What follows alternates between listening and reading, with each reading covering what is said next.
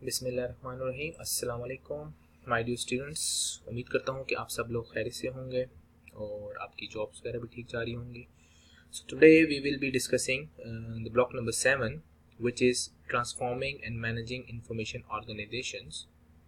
Last lecture में हमने जो है ब्लॉक नंबर 6 को देखा था और हमने ग्लोबल ब्रांड्स के बारे में देखा था कि किस तरह जो ग्लोबलाइजेशन इंटरनेट की वजह से ट्रेंड बढ़ा तो ऑर्गेनाइजेशंस भी जो है वो लोकल टू ग्लोबल आ गए। डिफरेंट ग्लोबल ब्रांड्स जो है वो किस तरह जो है वो मार्केट करते हैं और उनके क्या इश्यूज होते हैं मार्केटिंग स्ट्रेटजीज़ में या ह्यूमन रिसोर्स में, क्योंकि उनका एग्जिस्टेंस जो है वो डिफरेंट मुल्कों के अंदर होता है, मुख्तलिफ कल्चर्स के अंदर होता है, तो उनको अकॉर्डिंगली अपनी मार्केटिंग स्ट्रेटजीज़ और प्राइसिंग और मुख्तलिफ रूल्स एंड रेगुलेशंस को अकॉर्डिंगली फॉर्म करना पड़ता है।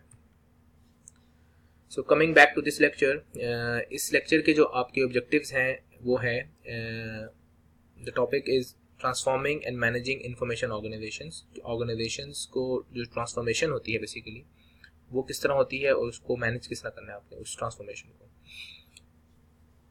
इस ब्लॉक के जो आपके ऑब्जेक्टिव्स हैं वो हैं स्टेज ट्रांसफॉर्मेशन मॉडल। ये ट्रांसफॉर्मेशन के जो 4 स्टेज मॉडल है उसको हम देखेंगे। फिर ट्रांसफॉर्मेशन के अंदर आगे फर्दर एक आउटसोर्सिंग का एक टॉपिक आ जाता है कि आउटसोर्सिंग क्या चीज़ है और किस किस किस्म की आउटसोर्सिंग हो सकती है, पुअर रीजंस क्या हो सकती है आउटसोर्सिंग की, कुछ मिथ्स हैं जो आउटसोर्सिंग के बारे में हैं, उसी आउटसोर्सिंग का इम्पैक्ट कंपनीज के ऊपर क्या आता है और एम्प्लॉय के ऊपर या कैरियर के ऊपर क्या फ़र्क पड़ता है। इसी तरह आउटसोर्सिंग प्रोजेक्ट वर्क और best practices in outsourcing project work.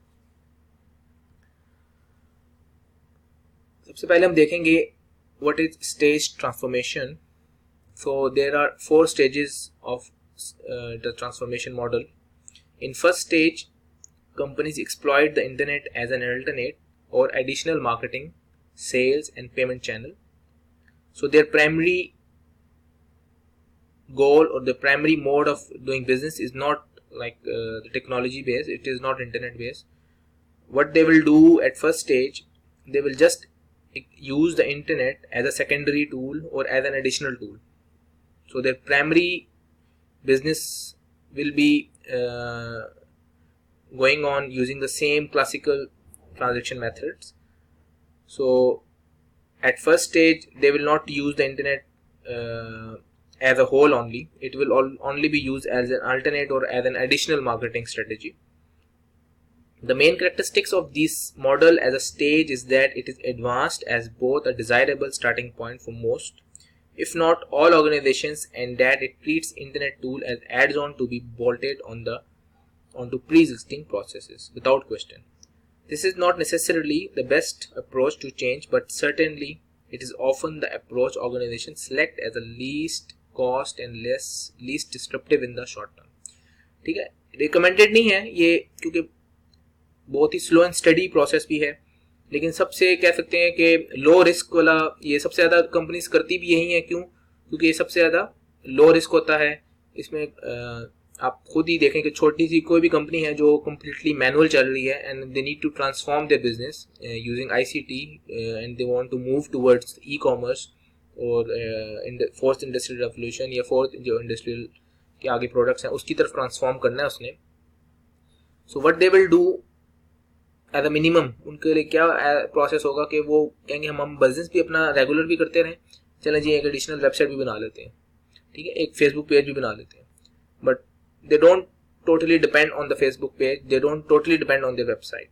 So this is the first stage of the transformation कि शुरू में वो क्या करेंगे, एक अपनी वेबसाइट बना देंगे, कुछ सॉफ्टवेयर बना देंगे, but they will not totally depend on it.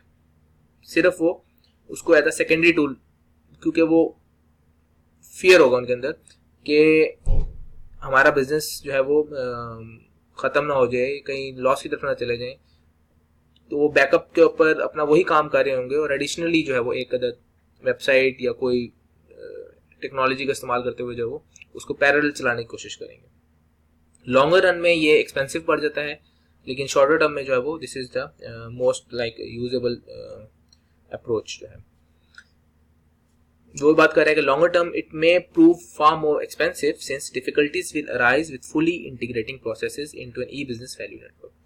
क्योंकि शॉर्ट टर्म में तो आपको आसान लग रहा होगा, लेकिन विद टाइम जब आप उसको आस्ता आस्ता पैरेलल जब करेंगे तो आपको चीज़ें डुअल बेसिस पे करनी पड़ेगी. सो इन अ लॉन्ग रन जब आप देखेंगे, जब आपने फुली ट्रांसफॉर्म अपना बिजनेस कर लिया, फॉर एग्जांपल 5 ईयर्स के अंदर, 6 ईयर्स के अंदर, 3 ईयर्स के अंदर, तो अल्टीमेटली आपकी कॉस्ट ज़्यादा लगेगी अगर हम उसको कंपेयर करें. आप एकदम जो है वो प्लान तरीके से जो है फुली एक नए बिजनेस की तरफ जो है वो आ सकते हैं towards E business. But this is the stage transformation model. And in stage number 2, what happens? The value chain integration companies focus on their core values, creating the activities and integrate their values chains and information system with the value chains of suppliers, logistic providers, distributors and retailers to maximize the efficiencies and reduce cost. Second stage पे वो क्या करेंगी? अपने core जो business है उसको फिर भी नहीं छेड़ेंगी. जो उनका secondary part है, उनकी activities हैं in connection with suppliers, logistic providers, उनके जो डिस्ट्रीब्यूटर्स हैं, उनके जो रिटेलर्स हैं, वो भी उनके साथ भी बिजनेस तो और होता है, लेकिन डायरेक्ट कस्टमर के साथ जो इंटरेक्शन है वो उसको ऑनलाइन नहीं लेकर आएंगे. फर्स्ट लेवल के ऊपर वो अपने लॉजिस्टिक प्रोवाइडर्स, सप्लायर्स, डिस्ट्रीब्यूटर्स, जिनके साथ उनका क्लोज लेजन या क्लोज इंटरेक्शन ऑलरेडी चल रहा है और वो कम भी हैं तादाद के अंदर, उनके साथ वो है जो वो अपने आप को अलाइन करेंगे, डिजिटल ट्रांसफॉर्मेशन के लूप के अंदर लेकर आएंगे. With the outsourcing of non core activities, basically इसमें क्या होगा, आपकी आउटसोर्सिंग और ये non core activities and the integrating of business processes with efficient partners along the value chain, we have the creation of virtual corporation consisting of the company and its value chain partners. ठीक है, अपने वो non core जो activities हैं उसकी, for example एक जो main product है कंपनी की, कुछ भी चीज़ बेच रही है, जूते बना रही है या कोई और प्रोडक्ट बनाती है, अब जो उसकी नॉन कोर एक्टिविटीज़ हैं, फॉर एग्जांपल चमड़ा कहाँ से लेके आना है, लेसिस के बारे में जो उसका कोऑर्डिनेशन चल रहा होगा, या उसका फॉर एग्जांपल मार्केटिंग होगी, या और कोई और चीज़ें उसके शॉप्स कहाँ कहाँ पर होनी चाहिए. आप उसका ये जो एक्टिविटीज़ हैं जो कि नॉन कोर एक्टिविटीज़ हैं, उनको वो क्या कर सकते हैं, सेकंड स्टेज के ऊपर टेक्नोलॉजी बेस कर सकते हैं या आउटसोर्स करेंगे उनको ऐसी कंपनीज के साथ जो कि टेक्नोलॉजी या वर्चुअल कॉर्पोरेशन होंगी जो उनका ये उनकी नॉन कोर एक्टिविटीज़ को संभालेंगे. Then comes the stage 3. Stage 3 में क्या होगा कि इंडस्ट्री ट्रांसफॉर्मेशन होगी. A parting of the ways is reached as a consequence of e-business strategy adoption. Some companies progress to the stage of focusing their core competencies on knowledge and other focus their core competencies on excellence in physical processes. ठीक है, अब देखें technology से जो नए businesses वजूद में आए हैं उनका ताल्लुक जो है वो नॉलेज से है, नॉन फिजिकल चीज़ों से है. तो जैसे जैसे स्टेज 3 में जब कंपनीज ट्रांसफॉर्म होंगी, इंडस्ट्री ट्रांसफॉर्म होगी, तो उनको नज़र आएगा कि डिजिटल प्रोसेसेस जो है वो इटसेल्फ एक बहुत बड़ी इंडस्ट्रीज है. उसकी एग्जांपल क्या है, जिस तरह मार्केटिंग एक कंपनी कर रही है, आज के दौर में जब वो टेक्नोलॉजी की तरफ आएगी वो एक फर्द से भी मार्केटिंग करा सकती है, लेकिन जब बड़े लेवल के ऊपर आपने कंपनीज को मार्केटिंग कराना होगा तो वो देखेंगे कि online marketing is a separate एक industry, is a digital marketing is a separate industry.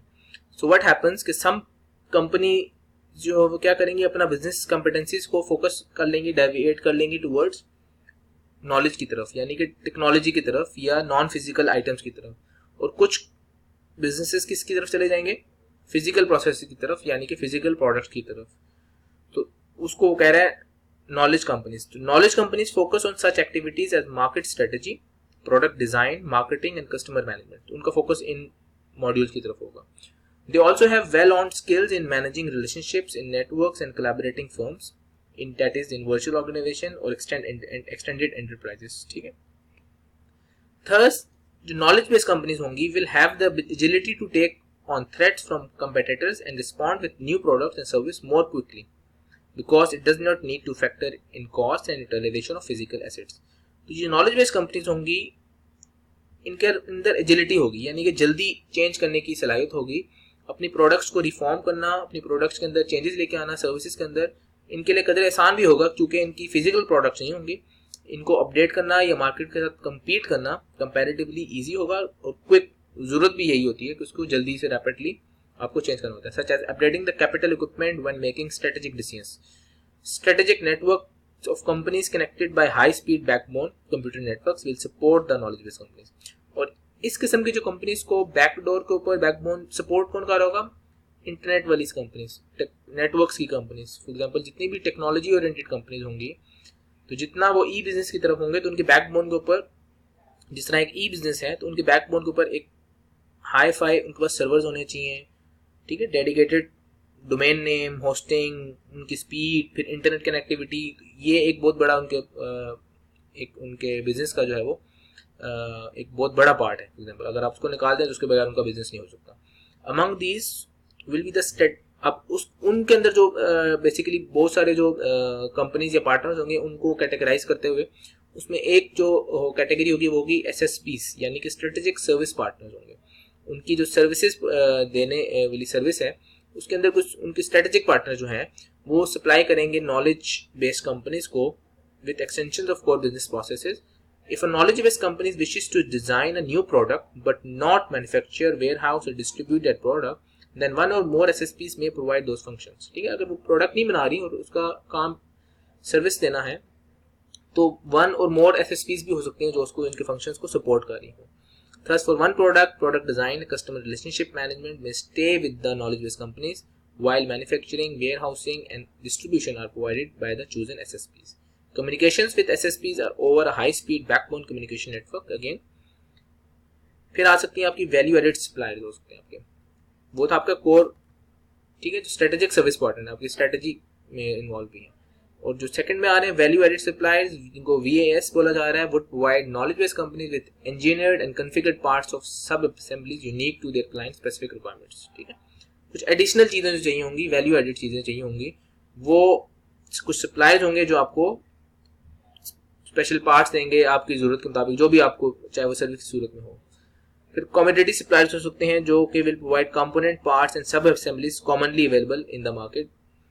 जो वैल्यू एडेड में वो होंगे जो आपको स्पेशलाइज्ड आपकी रिक्वायरमेंट के मुताबिक आपको सर्विस दे रहे होंगे। और कुछ कमोडिटी सप्लायर्स वो होंगे जो आपके ऐसी सर्विस जो कि अवेलेबल होंगी ऑलरेडी मार्केट में भी, लेकिन आपके पास कुछ सप्लायर्स होंगे जो CSS को बोला जा रहा है, तो वो आपको प्रोवाइड करेंगे। फिर आपके आ जाते हैं नॉन स्ट्रेटेजिक सर्विस पार्टनर्स, जिनको NSPs बोला जाता है। Will deliver outsourcing capabilities for commodity type administrative and other business process including accounting, finance, human resource. ठीक है, कुछ ऐसे पार्टनर जो होंगे वो आपके स्ट्रेटेजी के अंदर नहीं है, लेकिन आपके कॉमन बिजनेस जो सर्विसेज हैं, जिसमें आपका अकाउंटिंग का काम हो सकता है, फाइनेंस, ह्यूमन रिसोर्स हायर करना है, इनडायरेक्ट रिक्रूटमेंट करनी है, ट्रैवलिंग मैनेज करनी है। So these processes will be handled by your non-strategic service partners. For example, आपकी कंपनीज के अंदर जो आपके एम्प्लॉयज हैं उन्होंने मुख्तलिफ मुल्कों में ट्रैवल करना होता है, और अगर इतना फ्रिक्वेंट ट्रैवल है उनका, तो you will hire some non-strategic service partner, for example travelling agency, to handle all these activities. इसी तरह आपका जो ह्यूमन रिसोर्सेज है, if you don't want to hire don't want to make a human resource department, you can outsource it. कि आपके एक non strategic service partner एक company हो सकती है जो कि आपके सिर्फ ह्यूमन रिसोर्स को मैनेज करे, कि आप उनको रिक्वायरमेंट्स देंगे, आपको ये बंदे चाहिए, तो then they will hunt, they will interview and they will like finalise and send you, और बाकी उनकी जो भी फॉर्मल रिक्वायरमेंट्स होंगी, लीगल रिक्वायरमेंट्स होंगी, वो देखेंगे। उसके बाद आ जाता है आपके network operation partners. They are very important because जिस बिजनेस की हम बात कर रहे हैं, they are based on ICT, they are e businesses, they are supported backbone उनकी जो है वो हो सकती है, and they have to use secure high speed backbone to connect companies with SSPs, CS, VAS, NS। अब एक ऐसा आपको नेटवर्क चाहिए जो आपके तमाम SSPs जो स्ट्रेटेजिक पार्टनर्स थे, नॉन स्ट्रेटेजिक पार्टनर्स थे, वैल्यू एडेड आपके जो सप्लायर्स थे, वो तमाम आपस में कनेक्ट हो जाए। ठीक है, it is believed that companies will turn to NOPs, यानी कि network operation companies, for full service and application based information system outsourcing. ठीक है, क्योंकि नेटवर्क ऑपरेशन पार्टनर्स भी एक फुल फ्लेज जो है वो एक सर्विस प्रोवाइडर या टेक्नोलॉजी बेस्ड कंपनीज हो सकती हैं। उसके बाद आता है आपका एप्लीकेशन सर्विस प्रोवाइडर्स, ASPs की हमने बात की थी। विल यूज द इंटरनेट और alternate fast computer networks to deploy, manage and lease packaged application software to customers from centrally managed facilities. Thus, in this stage of industry transformation, there is a differentiation of firms based on knowledge and an even more extensive and significant use of outsourcing and partnering with efficient service and technology providers of all kinds. अब इसका ताल्लुक आपकी applications के साथ है। एक का था आपका बैकबोन आपके नेटवर्क के साथ, अब ये आपके साथ आ रहा है आपके फ्रंट एंड आपके सॉफ्टवेयर से। जैसे फॉर एग्जांपल आपका MIS एक सॉफ्टवेयर होगा, वो भी तो कोई डेवलप करेगा ना। नॉर्मली क्या कंपनीज तो हायर नहीं करती सारे डेवलपर्स को कि वो उनको वहीं पे डेवलप करके दें। तो कंपनीज क्या करती हैं, दे यूज सैप, दे यूज सम अदर सॉफ्टवेयर, ठीक है, सेज हो गया, क्विक बुक्स हो गया, और जो स्टैंडर्डाइज सॉफ्टवेयर होते हैं, हर इंडस्ट्री का अपना हो सकता है। फॉर एग्जांपल एक मेडिकल बिलिंग एक इंडस्ट्री है, जिसे हम आगे आउटसोर्सिंग का देखेंगे। सो इन USA medical billing is a big industry, जहाँ पर मेडिकली लोग इंश्योर्ड होते हैं। आई होप आप बहुत सारों को पता भी होगा, मेडिकल बिलिंग और मेडिकल ट्रांसक्रिप्शन पाकिस्तान के अंदर, इंडिया के अंदर, फिलीपीन के अंदर एक बहुत बड़ी इंडस्ट्री है। एक्चुअली इंडस्ट्री ये US बेस्ड है, ठीक है, US एंड कनाडा के अंदर ज़्यादा बड़ी इंडस्ट्री ये है कि जहाँ पर पेशेंट जो हैं वो इंश्योर्ड होते हैं, so they don't pay to the doctor, so when they visit the doctor they just get the treatment और वो उनको इंश्योरेंस इन्फॉर्मेशन दे देते हैं। Now doctor has to get the payment from the insurance companies. अब doctor के पास इतना टाइम नहीं है कि वो अब दिन में 50 पेशेंट देखेगा, तो वो अब क्लेम कब करेगा इंश्योरेंस कंपनी। अब insurance companies has is a full industry, they have like rules and regulations. It is not like कि डॉक्टर फोन करे और इंश्योरेंस को कहेगा ये मुझे इसके पैसे दे दो। सो डॉक्टर क्या करता है, they hire medical billing companies. In USA medical billing companies या medical billing is a big industry. अब मेडिकल बिलिंग कंपनीज USA ने क्या किया, अब जो इस तरह की वेस्ट कंट्रीज क्या करते हैं, so they outsource this business. Y, वो अभी आगे हम देखेंगे कि आउटसोर्स क्या करते हैं वो, for so many reasons, cost saving एक बहुत बड़ा जिसका होता है। तो पाकिस्तान के अंदर आपने देखेंगे, पाकिस्तान, इंडिया, फिलीपींस और इस तरह के जो डेवलपिंग कंट्रीज के अंदर जो है वो medical billing is a big industry. अब मेडिकल बिलिंग के लिए हमें हार्डवेयर भी चाहिए for that software to do the medical billing, and software भी चाहिए। अब आपके पास कुछ सर्विस प्रोवाइडर्स भी हो सकते हैं। अब जैसे मेडिकल बिलिंग के अंदर केयर ट्रैकर और बहुत सारे इस तरह के ऐसी कंपनीज हैं जो कि मेडिकल बिलिंग का सॉफ्टवेयर प्रोवाइड करती हैं और कुछ सर्विसेज दे रही होती हैं। So you use that software to perform the medical billing for your clients that are the doctors of the US or any other country. So जो application service providers वो होंगे जो आपको software services आपको देंगे to run the business. So they have a key role as well. Thus in this stage industry transformation हमने बात कर ली कि आपके वो partners होंगे outsourcing के part with efficient service technology services of all kinds. अब stage 4 में क्या आता है? Stage 4 is a stage of convergence, the coming together of companies of different industries to provide goods and service to the customer. ठीक है, अब ये कि अब जो stage 4 है वो convergence का है। आप देखेंगे जो बड़े हमने ब्रांड्स, ग्लोबल ब्रांड्स को देखा था, so they are not working in one industry. So sometimes what happens कि बहुत सारी कंपनीज आपस में मर्ज हो जाती हैं to provide goods and services, जिस हमने शुरू में बात की कि वो डेविएट हो रही थी in products and in knowledge based companies. सो आगे स्टेज 4 में आके चीज़ें मर्ज भी हो रही हैं, ठीक है, to provide multi services. For example जैसा Google is providing you hardware as well, and Google is providing you like multi discipline, they are doing marketing, they are providing you IT services, they are providing you software, they are providing you hardware and so many other, they are providing you operating systems. Finally we not only have the blurring of organisational boundaries but the blurring of industry boundaries, ठीक है। अब industry boundaries जो है वो भी जो है blur होने चाहिए। This comes about not only as a result of internet e-commerce but also as a result of these developments together with other developments which are possibly just as significant change drivers for contemporary business, namely deregulation and globalization, ठीक है। Globalisation की वजह से जिसे हमने बताया चीजें छोटे छोटे होने की बजाय बड़े इसमें आगे कन्वर्ज होगी, ठीक है, ग्लोबलाइजेशन होगी। तो इसी तरह कंपनीज भी जब ग्लोबलाइज्ड कंपनीज होंगी, so they are not dealing in one thing. May be उनकी फ्रंट अपेरेंटली उनकी इंडस्ट्री नजर आ रही होती है, बैकडोर के ऊपर उनके बहुत सारे बिजनेसेस जो है वो रन हो रहे होते हैं, जैसे हमने अभी गूगल की बात की। इसी तरह Microsoft, so Microsoft is not only giving you the software, they are dealing with hardware as well, they are dealing with different industries, they are working with education, they are working with so many other artificial intelligence, they are working with so many other industries.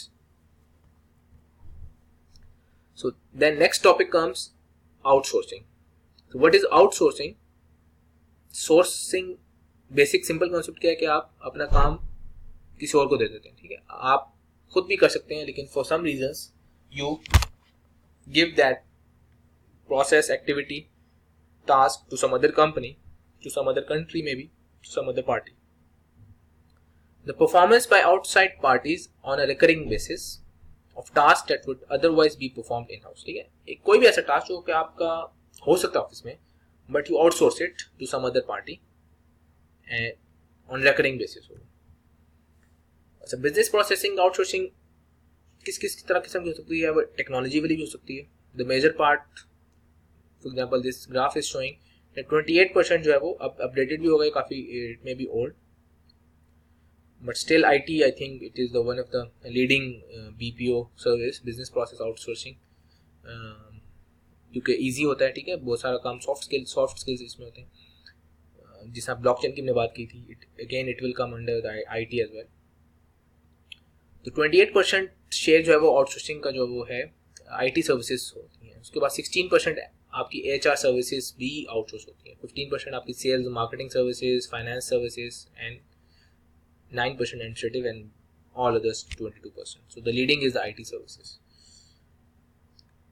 अच्छा, कुछ poor reasons हो सकती हैं to outsource. मतलब it is not कि हर company ने outsource करना है. ठीक है, do not outsource just because you are frustrated. Do not outsource as a last resort just because you have tried everything else. So outsourcing अगर आप इस रीजन की वजह से कर रहे हैं that your company is frustrated, वो थक गई है, बस वो कह रही है अब मैं ये काम नहीं कर सकती, या आपसे काम हो नहीं रहा and you just as a last resort. This is not a good, like these are the poor reasons. You can, but these are the poor reasons to outsource. कुछ myths भी हैं कि आउटसोर्सिंग करनी है क्योंकि इट इज़ अ ट्रेंड. ठीक है, it's happening everywhere कि आउटसोर्सिंग करनी है तो आप अपने एम्प्लॉयज से आपने इन्फॉर्मेशन छुपा के रखनी है. Can be kept secret for employees, कि आपको उनको नहीं बताना कि आपका ये काम जो है आउटसोर्स हो गया. ठीक है, क्योंकि ये मिथ ही है कि आप खौफ खा रहे हैं कि यार आपके एम्प्लॉयज़ कहेंगे आपका ये काम हम कर सकते हैं, बाहर से क्यों कराया जा रहा है. तो outsourcing is the only for the largest companies. ये भी एक मिथ है कि सिर्फ ये बड़ी कंपनीज ही कर सकती हैं, तो हम छोटी कंपनी जो 1-2 बंदे वाली कंपनी नहीं कर सकती. Message must be fix before outsourcing. ये भी एक मिथ है कि आप अपनी कंपनीज के जो प्रोसेसेस हैं वो पहले सॉल्व कर लें या इश्यूज, तब आप उसको जब आउटसोर्स करें. And the last myth is also that outsourcing is for everyone. So these are myths. It is not very important. So outsourcing should be done as a strategy. It should not be done just कि everyone कर रहे हैं तो आपने भी outsourcing करनी है. उसका इम्पैक्ट क्या आ सकता है आपकी कंपनीज के, इम्पैक्ट ऑन कंपनीज क्या हो सकता है, कंपनी के हवाले से क्या इम्पैक्ट हो सकता है, एम्प्लॉय का रिएक्शन हो सकता है. ठीक है, when you outsource anything, just आप कंसिडर करें, for example you are in US. Pakistan में कदरे कम ही आउटसोर्स किया जाता है, कंपनीज खुद ही चाहती हैं खुद करनी चीज़ें. फॉर एग्जांपल इन US से you are running a company and you have 100 employees, and now you think as a best strategy that if you outsource this one process which is like managed by 50 people, and if you outsource it in Pakistan, so the same thing can be done by 50 people, but you have to pay the salary which may be equivalent to only 10 people.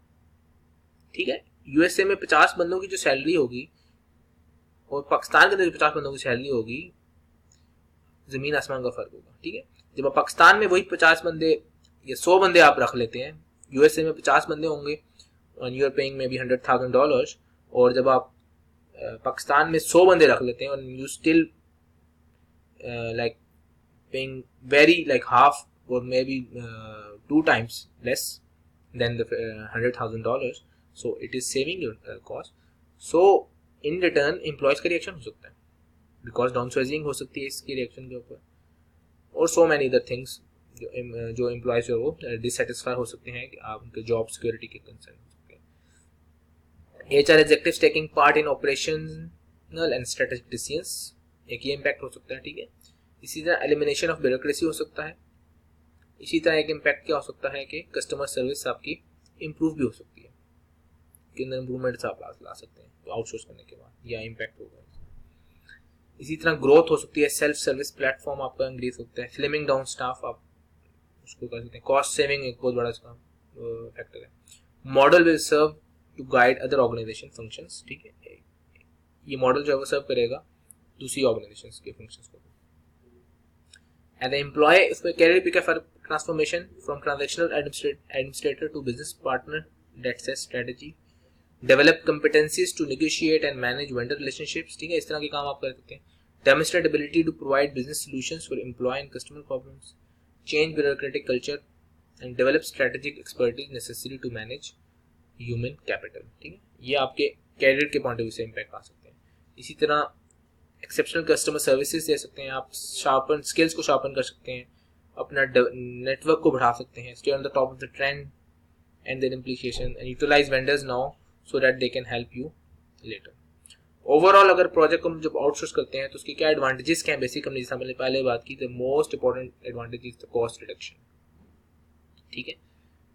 Cost बहुत बड़ा factor है। उसके बाद faster project completion. Faster किस तरह, जिस तरह अभी हमने बात की कि आप उन्हीं 50 बंदों की जगह आप अगर आउटसोर्स करते हैं किसी ऐसी कंट्री के अंदर या किसी ऐसी कंपनी के अंदर, so you can have more employees. 50 की जगह 100 जब काम करेंगे तो your work can be completed logically in a faster mode.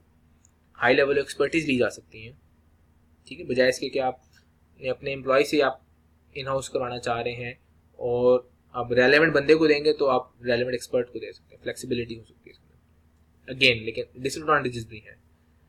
Coordination breakdown हो सकता है, ठीक है, because you are giving some task to some other company which is somehow आपकी बाउंड्री से बाहर है, सो कोऑर्डिनेशन ब्रेकडाउन से आपका काम रुक सकता है। स्पेशली जब आप आउट कंट्री टू कंट्री जाते हैं, टाइम डिफरेंसेस, कल्चर, लैंग्वेज, ये तमाम बैरियर्स हैं जिसकी वजह से कोऑर्डिनेशन आपकी ब्रेकडाउन होती है। आपका कंट्रोल कम हो जाता है, फिजिकली कंट्रोल कम हो जाता है, because they are not your directly employees, they are not directly reporting to you. आपके इंटरपर्सनल कन्फ्लिक्ट आ सकते हैं, आपने जिसको आउटसोर्स किया उसके साथ पर्सनल आपका कन्फ्लिक्ट आ गया, उस बिजनेस कंपनी के साथ कोई कन्फ्लिक्ट आ गया, so it can create problem. One of the biggest problem is security issues. Data आपका जो है वो सिक्योर उस तरह नहीं हो सकता क्योंकि you are giving it to some third party and third party is having their own employees, so you can not control data privacy. खास तौर पर यूएस वाला एग्जांपल में दे रहा था मेडिकल बिलिंग का, so this was the like major drawback for them, for the US point of view, so data is like being shared with so many other companies.